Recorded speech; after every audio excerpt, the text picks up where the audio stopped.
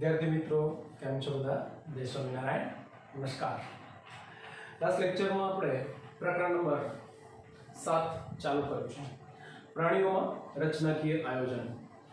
પ્રાણીઓમાં રચનાકીય આયોજનમાં મુખ્યત્વે આપણે પ્રાણી પેશીઓનો અભ્યાસ કરી રહ્યા છીએ। મોટે ભાગે વિદ્યાર્થી મિત્રો લાસ્ટ લેક્ચરમાં આપણે કહ્યું છે કે મોટે ભાગે 4 પ્રકારની પ્રાણી પેશીઓ છે।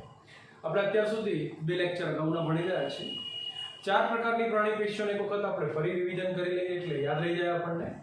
તો પહેલી જે છે એને આપણે શું નામ આપ્યું તો સાહેબ અધિચ્છદ પેશી। બીજી જે છે એને શું નામ આપ્યું તો સાહેબ સંયોજક પેશી। ત્રીજી તો સ્નાયુ પેશી અને ચોથો પ્રકાર જે છે એને હવે આપણે શું કહીએ તો સાહેબ એને ચેતાપેશી તરીકે ઓળખીએ। તો વિદ્યાર્થીઓ તમને અહીંયા એ ખબર પડી ગઈ કે પ્રાણીઓની અંદર આવા 4 પ્રકારની પેશીઓ વડે અંગો રચાયેલા હોય, અંગો વડે અંગતંત્ર રચાયેલા હોય અને અંગતંત્ર વડે સજીવ શરીરનું નિર્માણ થયેલું હોય। ટૂંકમાં એક એક કરી આપણે પ્રાણી પેશીઓનો અભ્યાસ કરતા જઈએ તો આપણો લેક્ચર અને આપણો ટોપિક પણ સરળતાથી પૂરો થઈ જાય। આજના લેક્ચરમાં વિદ્યાર્થીઓ આપણે મુખ્યત્વે બહુ અગત્યની બીજા નંબરની જે પ્રાણી પેશી છે એનો અભ્યાસ કરીશું। પ્રાણી પેશીનું નામ છે સંયોજક પેશી। સંયોજક પેશી જેને આપણે અંગ્રેજીમાં જો બોલવું હોય તો આને આપણે કનેક્ટિવ ટિશ્યુ તરીકે પણ ઓળખીએ। तो विद्यार्थियों तुमने नाम ઉપરથી આવડી જાય શું કહ્યું બેટા મેં અંગ્રેજીમાં તો આને કે કનેક્ટિવ ટિશ્યુ કહેવાય। કનેક્ટિવ ટિશ્યુ ઇટ મીન્સ તો કનેક્ટિવ કનેક્શન ઉપરથી કનેક્ટિવ કનેક્શન એટલે જોડવું કનેક્ટિંગ એટલે જોડાણ કરતી અને ટિશ્યુ એટલે તો પેશી। તો તમને એ ખબર પડી ગઈ કે સાહેબ શરીરમાં આવેલી એવી પેશી કે જે શરીરમાં રહેલી જુદી જુદી પેશીઓ જુદા જુદા અંગો અંગતંત્રોને જોડી આપવાનું કામ કરે। તો આવી પેશીને હવે આપણે શું કહીશું તો સાહેબ એને કનેક્ટિવ ટિશ્યુ અથવા તો એને સંયોજક પેશી તરીકે પણ ઓળખવામાં આવે। ટૂંકમાં અહીંયા આ પેશીને બીજા શબ્દોમાં બેટા પૂરણ પેશી તરીકે પણ ઓળખવામાં આવે। પૂરણ પેશી ઇટ મીન્સ જ્યાં જગ્યા હોય ત્યાં ગોઠવાઈ જાય અને અંગોની વચ્ચે ગોઠવાઈ જાય પેશીઓની વચ્ચે ગોઠવાઈ જાય અને એકબીજા સાથે જોડી આપે। તો અહીંયા આપણે અભ્યાસ કરીએ છીએ સંયોજક પેશી એટલે શું। સંયોજક પેશી તો મેં પહેલી બાબત તમને સમજાવી કે શા માટે આને આપણે સંયોજક પેશી તરીકે ઓળખીએ। તો મેં હમણાં જ કહ્યું બેટા તો કે સાહેબ તેઓ પેશીઓ તેમજ અંગોની વચ્ચે બરાબર છે પેશીઓ તેમજ અંગોની વચ્ચે ગોઠવાય છે અને અંગો તેમજ પેશીઓને જોડાણ કરી આપવાનું બહુ જ અગત્યનું કામ તે કરતી હોવાથી આ પેશીનું નામ જ સંયોજક પેશી છે। એટલે પહેલી બાબત તમને ખબર પડી કે શા માટે આને આપણે સંયોજક પેશી તરીકે ઓળખીએ। આ પેશીની અંદર મુખ્યત્વે ફરી પાછી જો સંયોજક પેશીની અંદર આપણે અભ્યાસ કરીએ તો મુખ્યત્વે આવી 3 પ્રકારની પેશીઓ સંયોજક પેશીની અંદર આપણે ભણીશું। પહેલી પેશી જે છે એનું નામ છે શિથિલ સંયોજક પેશી। બીજી પેશી જે છે એને હવે આપણે સઘન સંયોજક પેશી તરીકે અને ત્રીજી પેશી જે છે એને આપણે વિશિષ્ટ સંયોજક પેશી તરીકે ઓળખીએ। ટૂંકમાં શિથિલ સંયોજક પેશી જેમાં તંતુ ઘટક પેશી છે, મેદપૂર્ણ પેશી છે, સઘન સંયોજક પેશી કે જેમાં અસઘન નિયમિત સંયોજક પેશી છે, સઘન અનિયમિત સંયોજક પેશી અને કાસ્થી અસ્થિ તેમજ રુધિર આવા જુદા જુદા પ્રકારની જે સંયોજક પેશીઓ છે એ સંયોજક પેશીઓનો આપણે શું કરી રહ્યા છે મતલબ સંયોજક પેશીઓનો અભ્યાસ કરી રહ્યા છે। સંયોજક પેશીની બેટા ખાસિયત એ છે કે સંયોજક પેશીમાં આવેલા શિથિલ પેશીથી લઈને મેં કહ્યું પ્રમાણે આવા દ્રવ્યોનો એની અંદર સમાવેશ થાય। સંયોજક પેશીની મુખ્ય ખાસિયત અને મુખ્ય બાબત જો કોઈ હોય તો સર સંયોજક પેશીની મુખ્ય બાબત એ છે કે તે બે પ્રકારના તંતુઓની બનેલી હોય। બે પ્રકારના તંતુઓ તેની રચનામાં આવેલા હોય અથવા બે પ્રકારના તંતુઓની બનેલી હોય એવું કહી શકીએ। એક તંતુ જે છે એને આપણે શું નામ આપીએ તો સાહેબ એકને ઇલાસ્ટિન તંતુ કહેવાય અને બીજા જે છે એને હવે આપણે જો નામ આપીએ તો આને કોલેજન તંતુ તરીકે ઓળખવામાં આવે। તો વિદ્યાર્થીઓ તમને અહીં બે પ્રકારના જે તંતુઓ છે એની રચનામાં બરાબર છે ખબર પડી ગઈ। મેં આકૃતિ એક દોરી છે એમાં તમને દેખાય છે આ બાજુ પણ દેખાશે। ટૂંકમાં તમને ખ્યાલ આવી ગયો કે સાહેબ સંયોજક પેશીની મુખ્ય ખાસિયત એ છે કે તેઓ મુખ્યત્વે બે પ્રકારના તંતુઓની બનેલી હોય। આ બે પ્રકારના તંતુઓ એટલે કયા કયા છે તો સાહેબ એક ઇલાસ્ટિન તંતુ છે અને બીજા કયા છે તો સાહેબ કોલેજન જેવા રચનાત્મક પ્રોટીનના બનેલા તંતુઓની બનેલી છે। ટૂંકમાં કોલેજન અને બરાબર ઇલાસ્ટિન બંને શું છે તો કે પ્રોટીનની બનેલી રચનાઓ છે, પ્રોટીનના તંતુઓ છે. ચલો આવડશે. આ તંતુઓ કામ શું કરે તો કે સાહેબ આ તંતુઓ એ બહુ અગત્યનું કામ એ કરે કે પેશીઓ વચ્ચે જે સ્થિતિસ્થાપકતા છે, ઇલાસ્ટિસિટી જે છે, ટૂંકમાં અહીંયા તમને ખબર પડી જાય કે સાહેબ આ તંતુઓ એ સંયોજક પેશીને મજબૂતાઈ, લચીલાપણું અને સ્થિતિસ્થાપકતા આપવાનું બહુ અગત્યનું કામ કરે. તો તમને એ ખબર પડી ગઈ કે સ્થિતિસ્થાપકતા એટલે કે ઇલાસ્ટિસિટી, બરાબર. પછી મજબૂતાઈ આપે છે અને એ જ રીતે લચીલાપણું આપવાનું બહુ અગત્યનું કામ આ પેશી દ્વારા થતું હોય. ચલો આવડશે. તો વિદ્યાર્થી મિત્રો અહીંયા તમને એ ખ્યાલ આવી ગયો કે સાહેબ અહીંયા પેશી શેની બનેલી છે. તો પહેલી બાબત શું કહ્યું બેટા મેં તો કે સાહેબ પહેલી બાબત તમને મેં કહ્યું પ્રમાણે કે સાહેબ બે પ્રકારના તંતુઓ આ બધી જ સંયોજક પેશીઓની રચનામાં આવેલા હોય.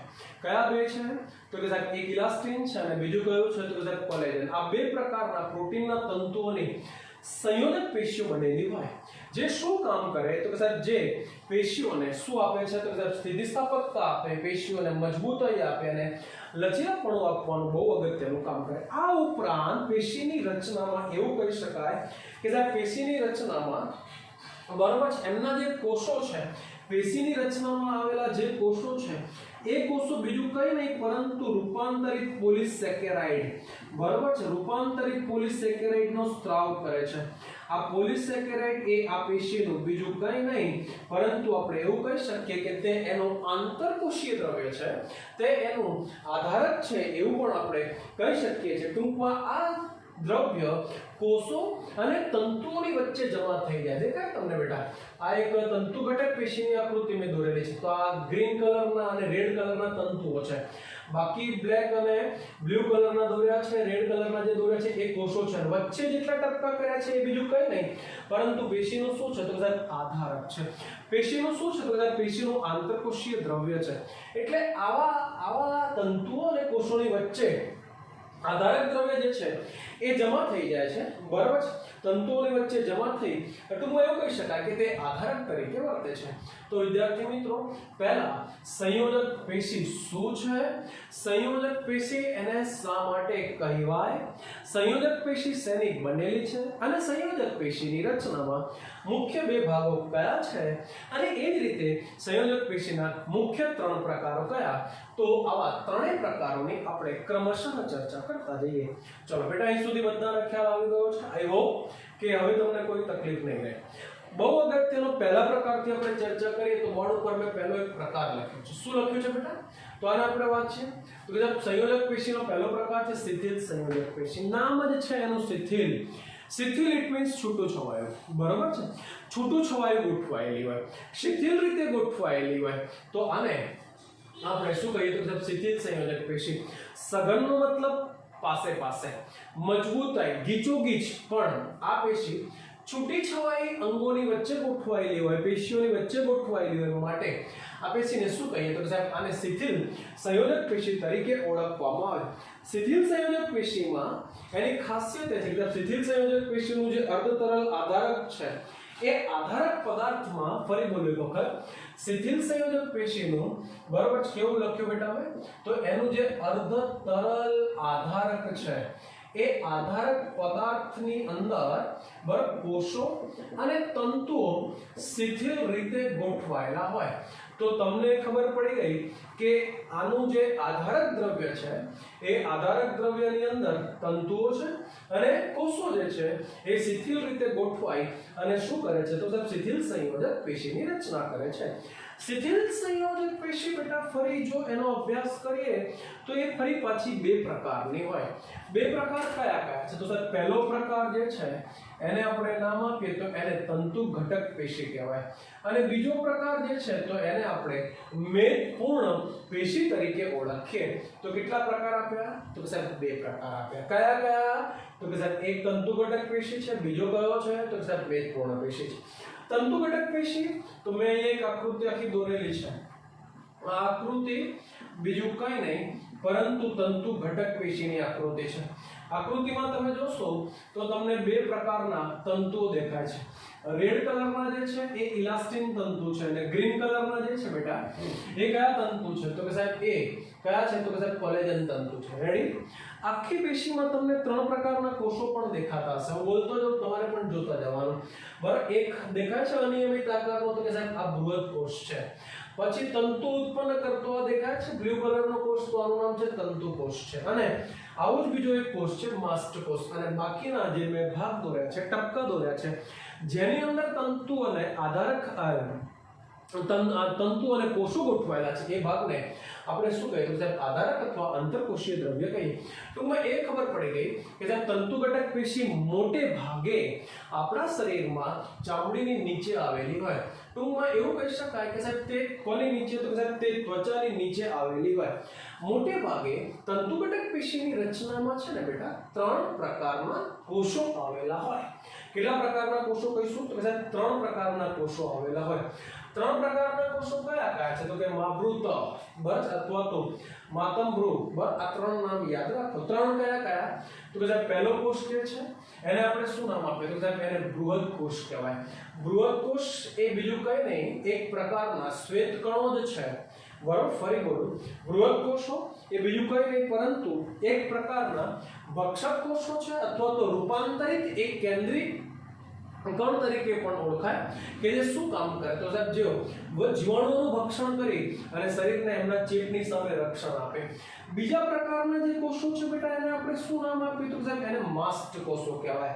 અને માસ્ટ કોષનું જે આધારક છે એનો જે કોષરસ છે એમાંથી 2 પ્રકારના દ્રવ્યોનો સ્ત્રાવ થાય. એક દ્રવ્ય તો એને હવે આપણે નામ આપીએ તો કે સાહેબ એને હિપેરિન કહેવાય અને બીજું જે છે એને આપણે હિસ્ટેમાઇન તરીકે ઓળખીશું. હિસ્ટેમાઇન શું કામ કરે તો સાહેબ જે જગ્યાએ વાગ્યું હોય જે ઈજા થઈ હોય ત્યાં સોજો લાવવાની પ્રક્રિયાને પ્રેરે, સ્વેલિંગની પ્રક્રિયાને. અને હિપેરિન એ રુધિરની અંદર આવેલું હોય અને રુધિરને ગંઠાઈ જતું અટકાવવાનું બહુ અગત્યનું બેટા કાર્ય આના દ્વારા થાય. તો આ બીજા પ્રકારના કોષો. ત્રીજા પ્રકારના જે પેશીના મુખ્ય કોષો છે આ પેશીના કેવા કોષો કીધા મેં તો કે સાહેબ પેશીના મુખ્ય કોષો કહેવાય. આ પેશીની રચનામાં મેઇન ભાગ જ આમનો છે બેટા. બરાબર. કેમ તો આ કોષો મુખ્યત્વે 2 પ્રકારના તંતુઓ ઉત્પન્ન કરે છે. એક કયા તંતુ છે તો કે સાહેબ એક સફેદ તંતુ છે અને બીજા કયા છે તો કે સાહેબ બીજા પીળા તંતુ છે. ટૂંકમાં પીળા અને સફેદ એટલે બીજું કંઈ નહીં તો કે સાહેબ તેઓ ઇલાસ્ટિન તંતુ અને બીજા કયા છે તો કે સાહેબ કોલેજન તંતુ તરીકે તેઓ ઓળખાય છે. ચલો આવડી જશે. તો તમને અહીંયા તંતુ ઘટક પેશી શું છે એની એક મેં તમને સરસ મજાની સમજૂતી આપી. આ પેશીની બહુ અગત્યની ખાસિયત એ છે કે આપણા શરીરમાં આવેલી જેટલી પણ અધિચ્છદીય પેશીઓ છે એ પેશીઓ માટે આ પેશી આધારકીય ઢાંચા તરીકે વર્તે છે અથવા તો આધારકીય ઢાંચો કે માળખું બનાવવાનું કામ કરે. તો એક સરસ મજાનો પ્રકાર મેં તમને આ પ્રકારની એક પેશી સમજાવી. તંતુ ઘટક પેશીનું આટલું વર્ણન અને એની આકૃતિ દોરો એટલે તમારો એક સરસ મજાનો પ્રશ્ન પૂરો થાય. શિથિલ સંયોજક પેશીની અંદર બેટા બીજો એક સરસ મજાનો પ્રશ્ન છે. બીજો પ્રકાર કયો છે તો સાહેબ મેદપૂર્ણ પેશી. નામ જ એનું જુઓ એટલે તમને ખ્યાલ આવી જાય. શું ખ્યાલ આવી જાય? મેદ એટલે તો કે સાહેબ મેદ એટલે લિપિડ અથવા ચરબી. ચરબીથી સંગ્રહિત પેશી, ચરબીનો સંગ્રહ કરી રાખતી પેશી. મેદપૂર્ણ, મેદથી પૂર્ણ. તો તમને એ ખ્યાલ આવી ગયો કે આ પ્રકારની પેશીને શું કહેવાય તો સાહેબ મેદપૂર્ણ પેશી કહેવાય. આ પ્રકારની પેશી એ ખાસ કરીને તમે જોશો તો કે આ પ્રકારની પેશીની રચનામાં પેશીના કોષો જે છે એ ચરબીનો સંગ્રહ કરવા માટે, ચરબીને ભેગી કરી રાખવા માટે વિશિષ્ટીકરણ પામેલા હોય અને આ મેદ સ્વરૂપે તેઓ શું કરે છે તો સાહેબ શરીરમાં એવો ખોરાક બરોબર છે કે જેનો તાત્કાલિક ઉપયોગ ન કરી શકાય, એવો ખોરાક કે જે ત્વરિત રીતે ઉપયોગમાં ન આવતો હોય તો આવા ખોરાકનું શું કરવામાં તો કે વિશિષ્ટીકરણ કરી, વિશિષ્ટીકરણ પામી કોષો મેદના સંગ્રહ માટે વિશિષ્ટીકરણ પામેલા હોય અને આ રીતે ઉપયોગમાં તાત્કાલિક ઉપયોગમાં ન આવતી જે ચરબી છે એ ચરબીનો આ કોષો શું કરે છે તો સાહેબ સંગ્રહ કરે છે. એટલે તમે જુઓ મેં એક કોષ દોર્યો છે એટલે તમને દેખાય દેખાશે કે સાહેબ કોષની અંદર બાકીનું બધું છે ને નાનું થઈ ગયું, મતલબ કોષ કેન્દ્ર માટે ઓછી જગ્યા થઈ ગઈ, બાકીની વિસ્તાર કે જે અંગિકાઓ પણ આટલા ભાગમાં, પણ કોષનો મોટો ભાગ તમને દેખાય છે આટલો આખો પૂરો વિસ્તાર કે જે શું કરે છે સાહેબ મેદનો સંગ્રહ કરે છે, બરાબર છે, લિપિડનો સંગ્રહ કરે. તો તમને આ ખબર પડી ગઈ કે મેદપૂર્ણ પેશી શું છે. મોટે ભાગે આ પ્રકારની પેશી બેટા ક્યાં આવેલી હોય? તો આપણે એવું કહી શકીએ કે સાહેબ આ પ્રકારની પેશી આપણી ચામડીની નીચે આવેલી હોય. ચામડીની નીચે, ત્વચાની નીચે આ પ્રકારની પેશી ગોઠવાયેલી હોય અને મોટે ભાગે આ પેશી શું કરે તો મતલબ શરીરની જે ઉષ્મા છે એ ઉષ્માને જાળવી રાખવાનું કામ કરે. ટૂંકમાં તમને ખબર પડી જાય કે ચામડીની નીચે એટલે અધો અને ચામડી એટલે ત્વચા અને ત્યાં આ પેશીનું એક આખું પડ બને. તો આ પડને હવે આપણે નામ આપ્યું તો કે આને અધોત્વચીય મેદપડ કહેવાય. શું બોલીશું બેટા? તો કે અધોત્વચીય મેદપડ તરીકે મેદપૂર્ણ પેશી આવેલી હોય. એટલે આપણી ચામડી જે છે એની નીચે આવું મેદપૂર્ણ પેશીનું એક આખું સળંગ સ્તર હોય.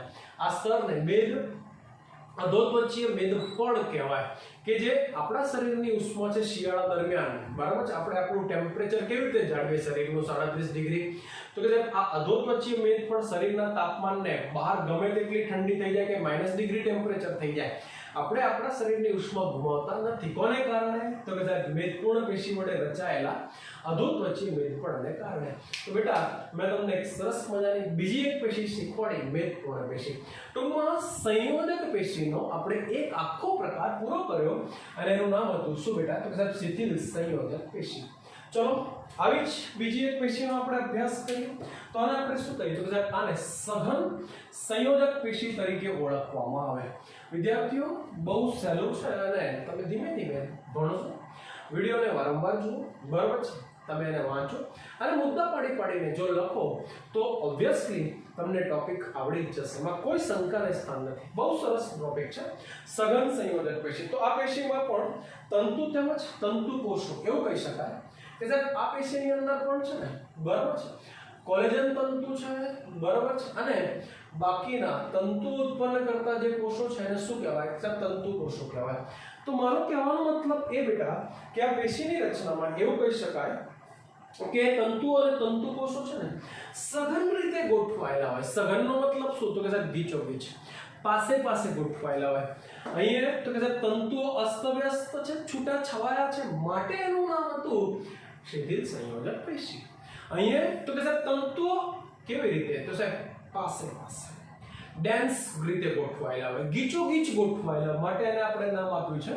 તો આને આપણે શું કહ્યું? તો સાહેબ આને સઘન સંયોજક પેશી તરીકે ઓળખવામાં આવે. ટૂંકમાં સઘન સંયોજક પેશીઓમાં જે તંતુઓની ગોઠવણી છે, દેખાય છે મેં કાળા કલરના દોર્યા છે તંતુઓ છે અને બ્લુ કલરના દોર્યા છે એ તંતુ કોષો છે.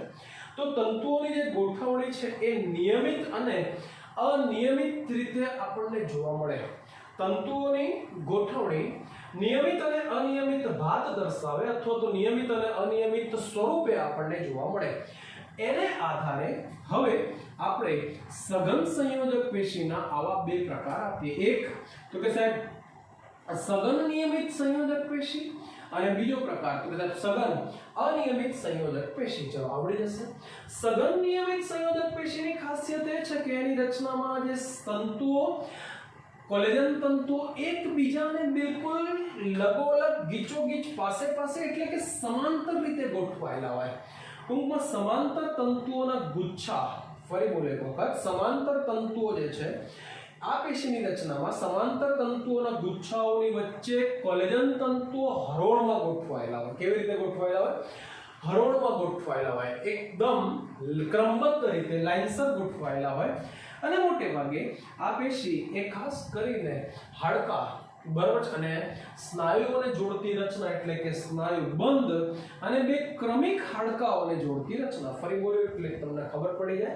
કંકાલ સ્નાયુ અને હાડકાને જોડતી રચના જેને સ્નાયુબંધ કહેવાય, અને અસ્થિબંધ એટલે કે બે હાડકાને જોડતી રચના. બરાબર છે, ચામડીની નીચે સ્નાયુ છે અને એની નીચે હાડકું છે. તો અહીંયા જે પેશી હોય એને સ્નાયુબંધ કહેવાય. બરાબર છે. આ હાથનું એક હાડકું છે, હાથનું બીજું હાડકું છે અને આ બંનેને જોડતી અહીંયા જે પેશી છે તો એને અસ્થિબંધ કહેવાય. ટૂંકમાં તમને ખબર શું પડી બેટા કે બે અસ્થિને જોડતી પેશી એટલે અસ્થિબંધ અને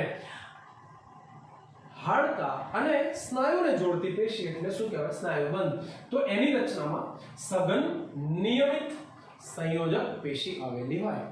જ્યારે બરાબર જો સઘન સંયોજક પેશીમાં તંતુકોષો અને ઘણા બધા તંતુઓ વિવિધ ગોઠવણી દર્શાવે, સમાંતર રીતે નહીં,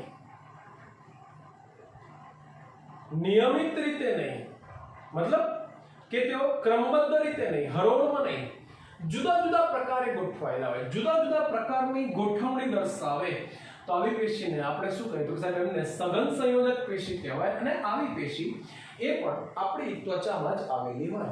તો બેટા આ એક સરસ મજાનો બીજો પ્રકાર મેં તમને શીખવાડ્યો, સઘન સંયોજક પેશી એટલે શું. આવો જ ત્રીજો એક પ્રકાર જેને આપણે અહીં અભ્યાસ કરીએ તો આને આપણે કહીશું, તો આને વિશિષ્ટ સંયોજક પેશી તરીકે ઓળખવામાં આવે. વિદ્યાર્થીઓ સરસ મજાનો પ્રકાર છે. શું નામ આપ્યું? તો કે સાહેબ વિશિષ્ટ સંયોજક પેશી કહેવાય. અને વિશિષ્ટ સંયોજક પેશી કે જેની અંદર એક પેશી છે કાસ્થિ, બીજી પેશી છે અસ્થિ અને ત્રીજી પેશી જે છે એને આપણે શું નામ આપીએ? તો સાહેબ એને રુધિર તરીકે ઓળખવામાં આવે. તો અહીંયા તમે જોશો એટલે તમને ખબર પડશે કે સાહેબ બરાબર છે કાસ્થિ છે, બરાબર છે, અહીં એક પેશી છે અસ્થિ છે અને ત્રીજી એક પેશી જેને આપણે નામ આપીએ તો એને રુધિર તરીકે ઓળખવામાં આવે. ત્રણેય પેશીઓનો આની અંદર સમાવેશ થાય. ચલો આવડશે. તો આ ત્રણેય પેશીઓ જે છે એ શું કહેવાય? તો સાહેબ આ ત્રણેય પેશીઓ એ વિશિષ્ટીકરણ પામેલી પેશીઓ છે, પામેલી સંયોજક પેશીઓ છે. અને એક એક કરીને આપણે એની રચના જોતા જઈએ. તમને દેખાશે તો પહેલી એક આકૃતિ જે દોરેલી છે એ કાસ્થિના છેદની આકૃતિ છે. બીજી એક આકૃતિ દોરેલી છે એ અસ્થિ છે. અને અસ્થિ એટલે હાડકું, કાસ્થિ એટલે પણ હાડકું. તો બંનેના છેદની આકૃતિ છે. બેટા એક બહુ અગત્યનો શબ્દ તમે સમજી લો એટલે તમને ખ્યાલ આવે. કાસ્થિ અને અસ્થિમાં શું ફરક છે? તો કે સાહેબ કાસ્થિ એટલે નરમ પોચા હાડકા, નરમ પોચા હાડકા કે જેને શું કહીએ? તો સાહેબ જેને કાસ્થિ કહેવાય. અસ્થિ એટલે શું? તો કે સાહેબ સખત મજબૂત હાડકા. તો જેને હવે આપણે અસ્થિ તરીકે ઓળખીએ. તો પહેલા બે બાબતોમાં તમને ખબર પડી ગઈ. એક એક કરીને સમજૂતી જોઈએ તો આપણને ખબર પડે કે સાહેબ કાસ્થિ શું છે. તો કે સાહેબ કાસ્થિ પેશીની જો રચનાનો આપણે અભ્યાસ કરીએ તો તમને દેખાશે ટપકાવાળો જે ભાગ છે એ તો કે સાહેબ એનું આધારક દ્રવ્ય છે. અને વચ્ચે આ જે દોરેલા છે આ બધા એ એના શું છે? તો સાહેબ એક કાસ્થિ કોષો છે. બરાબર યાદ રાખીશું. તો આ જે છે એ કાસ્થિ કોષો છે. તો આપણે એવું કહી શકીએ કે સાહેબ કાસ્થિ પેશીની રચનામાં કાસ્થિ પેશીનું જે આંતરકોષીય દ્રવ્ય છે એ કઠણ હોય, સ્થિતિસ્થાપક હોય અને દબાણ પ્રતિરોધી હોય, દબાણનો સામનો કરી શકે તેવું હોય. આ એની બહુ અગત્યની ખાસિયત. આ પેશીની રચનામાં આવેલા જે કોષો છે આ કોષોને આપણે નામ આપીએ. મેં હમણાં બોર્ડ ઉપર લખ્યું, યાદ રાખીશું. કાસ્થિ પેશીની રચનામાં આવેલા કોષો માટેનો શબ્દ તો એને કાસ્થિ કોષો કહેવાય. અને આ કોષો શું કરે? તો કે સાહેબ આ કોષો જ પેશીના આધારક દ્રવ્યનો સ્ત્રાવ કરે છે. એટલે કે સ્વયં સ્ત્રાવિત આધારક. તો આ આધારક જે છે એ આધારક દ્રવ્ય બરાબર આંતરકોષીય દ્રવ્ય જે પેશીને આધાર આપે છે એનો સ્ત્રાવ પણ કાસ્થિ કોષો વડે જ થાય. એટલે કે એની અંદર નાની નાની જે ગુહાઓ છે, પોલાણ હોય અને એ પોલાણની અંદર આ કાસ્થિ કોષો ગોઠવાયેલા હોય. આ બંધ પોલાણ કે બંધ ગુહાઓની અંદર આ કાસ્થિ કોષો ગોઠવાયેલા હોય. ચલો બેટા આવડે છે બધાને? આઈ હોપ કે તમને સરસ મજાની સમજૂતીમાં ખ્યાલ આવતો જ જાય છે. આશા રાખું કે તમને આવડશે જ. બરાબર. મોટે ભાગે કાસ્થિ પેશી આપણા શરીરમાં ક્યાં આવેલી આપણા માટે એ અગત્યનું છે. તો સાહેબ બાળક જ્યારે એની માતાના શરીરમાં હોય, ગર્ભ અવસ્થામાં હોય, ભ્રૂણ અવસ્થામાં હોય ત્યારે માતાના શરીરની અંદર બાળક જે અંદર છે એ બાળકના શરીરમાં આવેલા બધા જ હાડકા, બધા જ અસ્થિ એક કાસ્થિના બનેલા હોય. બરાબર છે. પણ જ્યારે બાળકનો વિકાસ થાય, બાળકનો જન્મ થાય, બાળકનો વિકાસ જેમ આગળ વધે તેમ આ કાસ્થિ હવે અસ્થિમાં રૂપાંતર પામી જાય. ચલો આવડી જશે. આવા હાડકા માટેનો એક શબ્દ છે, નીટમાં ક્યાંક કામ આવશે અને કાસ્થિ જાત અસ્થિ કહેવાય. બરાબર છે. આ ઉપરાંત આ અસ્થિ આપણા શરીરમાં તો આપણા નાકનો જે ટોચનો ભાગ છે આને આપણે નાકનો ટેરવો કહીએ. જોરથી કોઈ ભૂક્કો મારે તો ભાંગીને ભૂક્કો થઈ જાય, કારણ કે કાસ્થિનું બનેલું છે, હાડકું નથી. અને કાસ્થિ એટલે તો સાહેબ નરમ પોચા હાડકા. તો અહીંયા નાકનો ટેરવો, પછી કર્ણપલ્લવ જે છે, કર્ણપલ્લવ એટલે કાનનો બહારનો ભાગ, તો આ પણ હાડકું જ છે, સ્નાયુ નથી બેટા, તો આ પણ હાડકું છે, પણ કેવું હાડકું? તો સાહેબ નરમ પોચા હાડકા, તો કર્ણપલ્લવ. પછી પાછળના ભાગે આપણી પાસે કરોડસ્તંભ આવેલો હોય, જેને આપણે મણકાની બનેલી રચના કહીએ. તો મણકા એટલે બીજું કઈ નહીં, કશેરુકા કહેવાય. તો બે મણકાની વચ્ચે, બે કશેરુકાની વચ્ચે ગાદી આવેલી હોય જે એમને ઘસાતા અટકાવે બેટા. તો એ આંતરકશેરુકી જે ગાદી છે એ પણ શેની બનેલી હોય? તો કે સાહેબ કાસ્તીની બનેલી હોય. અને હાથ પગની રચનામાં જે હાડકાઓ છે એ હાડકાઓની ટોચના ભાગને ઘસાતા અટકાવવા માટે પણ ત્યાં કાસ્તીનું આવરણ આવેલું હોય. તો બેટા બહુ અગત્યની મેં તમને સરસ મજાની સમજૂતી આપી, તમને ના ભૂલાય એ રીતે. ઓકે, આવડી જશે, તૈયાર કરી નાખવાનું. ચલો ત્રીજી પેશી બીજી પેશી તો કે સાહેબ અસ્થિ પેશી. કાસ્તીનો વધુ વિરોધી એટલે અસ્થિ. અસ્થિ એટલે બોર્ડ પર લખ્યું છે સાહેબ સખત મજબૂત હાડકા. બેટા તો આ પ્રકારની જે પેશી છે એની ખાસિયત શું છે? સાહેબ આ પ્રકારની પેશી મુખ્યત્વે કેલ્શિયમ યુક્ત ક્ષારોની બનેલી હોય.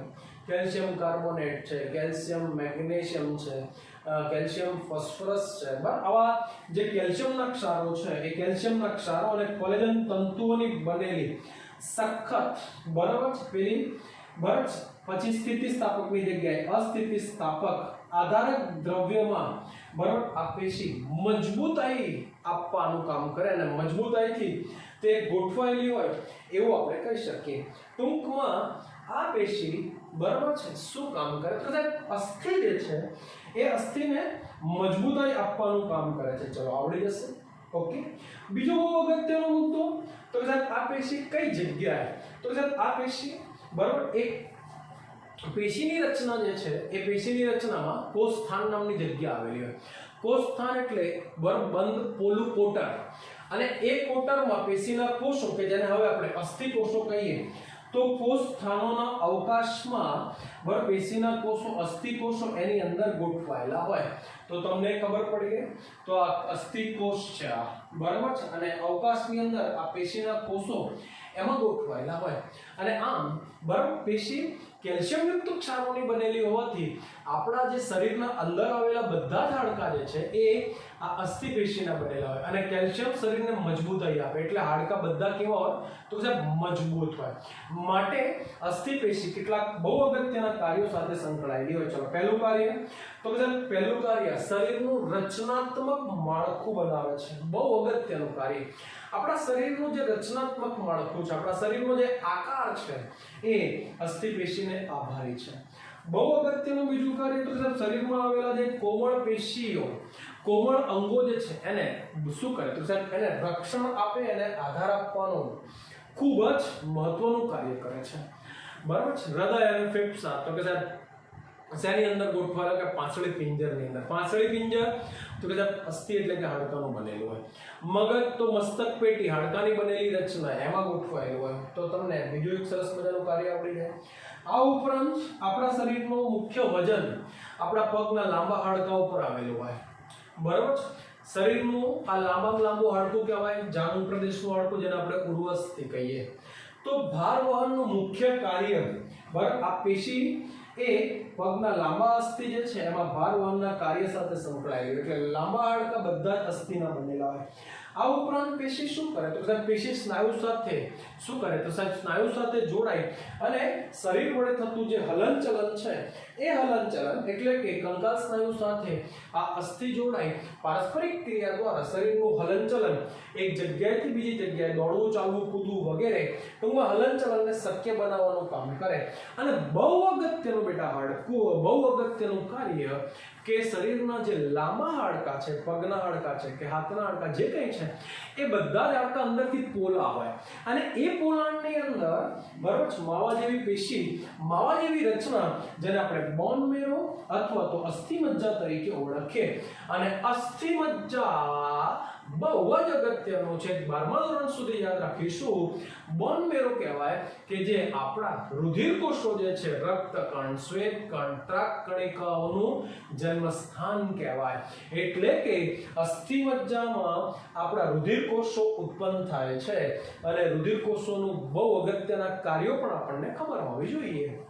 तो बेटा मैं एक सरस मजानी पेशी तमने શીખવાડી કઈ હતી તો કે સાહેબ અસ્થિ પેશી ઓકે પહેલા કઈ ભણ્યા તો સાહેબ કાસ્તિ બીજી કઈ ભણ્યા તો કે સાહેબ અસ્થિ પેશી એ જ રીતે ત્રીજી પેશી જે છે એને આપણે શું નામ આપીએ તો કે સાહેબ ત્રીજી પેશી જે છે એને આપણે રુધિર તરીકે ઓળખીએ ચલો આવડશે બધાને તો વિશિષ્ટ સંયોજક પેશી કે જેની અંદર ત્રણ પેશીઓનો આપણે સમાવેશ કર્યો કાસ્તિ અસ્થિ અને રુધિર તો કાસ્તિ અસ્થિ અને હવે આ ત્રીજી પેશી જે છે એને આપણે શું કહીએ તો કે સાહેબ એને રુધિર કહેવાય ઓકે રુધિર એ બીજું કંઈ નહીં બેટા તેવું કહી શકીએ કે રુધિર એ પ્રવાહી સંયોજક પેશી છે આપણા શરીરમાં આવેલા પ્રવાહી સ્વરૂપમાં રહેલી કયા સ્વરૂપમાં તો કે સાહેબ શરીરમાં પ્રવાહી સ્વરૂપમાં રહેલી બરાબર એક પ્રકારની સંયોજક પેશી છે રુધિરનું બહુ અગત્યનું કાર્ય કે સાહેબ શરીરના બધા જ અંગો બધા જ કોષોને સાંકળી આપે બધા જ કોષોને જોડી આપે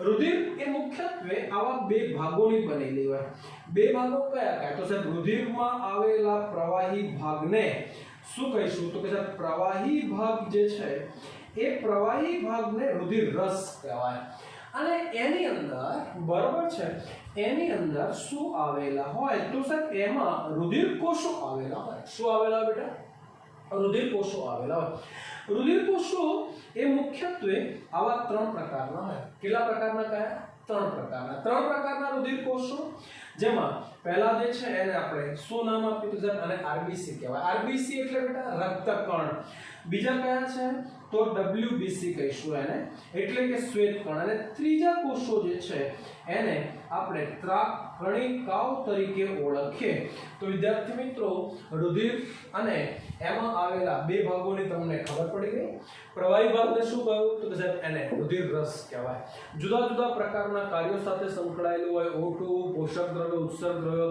વગેરેનું વહન કરે રુધિરનો pH તો કે સાહેબ 7.4 એ પણ યાદ રાખીશું ટૂંકમાં બેઝિક પ્રવાહી છે બીજો ભાગ તો કે સાહેબ રુધિર કોષો છે કેટલા પ્રકારના કોષો હોય તો કે સાહેબ રુધિરની અંદર ત્રણ પ્રકારના કોષો તો પહેલા કયા છે તો સાહેબ પહેલા આરબીસી આખું નામ તો સાહેબ રેડ બ્લડ કોર્પલ્સ અથવા તો રેડ બ્લડ સેલ ટૂંકમાં આને રક્તકણ કહેવાય અને રુધિરનો લાલ રંગ આ કોષોને જ આભારી છે કેમ તો કે સાહેબ આમની પાસે હિમોગ્લોબિન નામનું લાલ રંગનું શ્વસન રંજક દ્રવ્ય આવેલું જે રુધિરને લાલ રંગ આપે અને હિમોગ્લોબિન બરાબર O2 સાથે સંયોજાય અને આમ શરીરમાં O2 નું વહન કરવા માટે કાર્બન ડાયોક્સાઇડનું વહન કરવા માટે ટૂંકમાં O2 અને CO2 જેવા જે શ્વસન વાયુઓ છે એ વાયુઓનું વહન કરવા માટે આ કોષો જવાબદાર છે ચલો આપણે બીજા કોષો તો કે સાહેબ આને WBC કહીશું શું કહીશું બેટા આને તો કે સાહેબ WBC તો આને વ્હાઇટ બ્લડ કોર્પલ્સ કે વ્હાઇટ બ્લડ સેલ કહેવાય શ્વેત કણો કહેવાય બરાબર આમાં કોઈ પ્રકારનો શ્વસન રંજક દ્રવ્ય ન હોય માટે તેઓ રંગવિહીન છે એટલે શ્વેતકણ નામ આપ્યું આપણે પણ એમની બહુ અગત્યની ખાસિયત એ છે કે તેઓ શરીરના સૈનિકો છે સોલ્જર્સ કહેવાય સોલ્જર્સ ઓફ અવર બોડી બરાબર કારણ કે તેઓ ભક્ષક તરીકેનું કામ કરે છે શરીરમાં પ્રવેશતા જે કંઈ હે એન્ટીજન છે જે કંઈ બરાબર ચેપી દ્રવ્યો છે વાયરસ બેક્ટેરિયા કે જે કંઈ છે એમનું ભક્ષણ કરીને શરીરને એમના ચેપની સામે રક્ષણ આપે તો શ્વેતકણો વધુ ડિટેલમાં પછી આપણે આગળના ચેપ્ટરોમાં ભણીશું દિવાળી પછીના અને ત્રીજા જે છે એ ત્રાકણિકાઓ છે બરાબર અનિયમિત આકાર મતલબ ત્રાક આકારની કણિકાઓ કોષ કેન્દ્રવિહીન રચના હોય અને જેમનું મુખ્ય કાર્ય છે કે તેઓ શું કરે કે સાહેબ તેઓ થ્રોમ્બોસાઇટ્સ કહેવાય જેઓ થ્રોમ્બોપ્લાસ્ટિનનો સ્ત્રાવ કરે જે જગ્યાએ વાગ્યું હોય ત્યાં મોટી સંખ્યામાં એકઠા થઈ જાય અને રુધિરને ગંઠાઈ જવા માટે બરાબર છે પ્રેરે ટૂંકમાં રુધિર ગંઠાઈ જાય રુધિરને બહાર વહી જતું અટકાવવાનું બહુ અગત્યનું કાર્ય કરે તો વિદ્યાર્થી મિત્રો આ ત્રીજો પ્રકાર હતો વિશિષ્ટ સંયોજક પેશીનો જે આપણે પૂરો કર્યો ટૂંકમાં અહીંયા આજે આપણે એક સરસ મજાનો આખો ટોપિક પૂરો કર્યો બેટા સંયોજક પેશી આઈ હોપ કે તમને આ લેક્ચર ગમ્યો હશે બરાબર અને તમને લેક્ચરમાં બહુ સરસ મજાની ખબર પડી હશે તો તમને આવા લેક્ચર વધુ ને વધુ મળતા રહેશે પણ તમે મારી ચેનલ બરાબર એને સબસ્ક્રાઇબ અને લાઈક કરવાનું ન ભૂલશો ઓકે ગુડ બાય